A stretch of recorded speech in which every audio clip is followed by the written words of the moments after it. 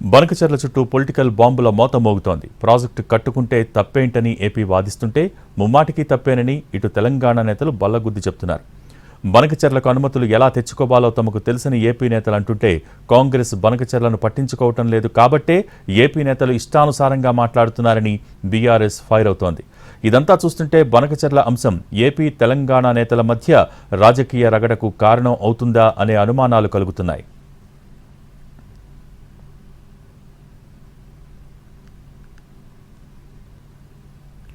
బనకచెర్ల చుట్టూ పొలిటికల్ బాంబుల మోత మోగుతోంది. ప్రాజెక్టు కట్టుకుంటే తప్పేంటని ఏపీ వాదిస్తుంటే ముమ్మాటికి తప్పేనని ఇటు తెలంగాణ నేతలు బల్లగుద్ది చెప్తున్నారు. బనకచెర్లకు అనుమతులు ఎలా తెచ్చుకోవాలో తమకు తెలిసిన ఏపీ నేతలు అంటుంటే కాంగ్రెస్ బనకచెర్లను పట్టించుకోవటం లేదు కాబట్టే ఏపీ నేతలు ఇష్టానుసారంగా మాట్లాడుతున్నారని బీఆర్ఎస్ ఫైర్ అవుతోంది. ఇదంతా చూస్తుంటే బనకచెర్ల అంశం ఏపీ తెలంగాణ నేతల మధ్య రాజకీయ రగడకు కారణం అవుతుందా అనే అనుమానాలు కలుగుతున్నాయి.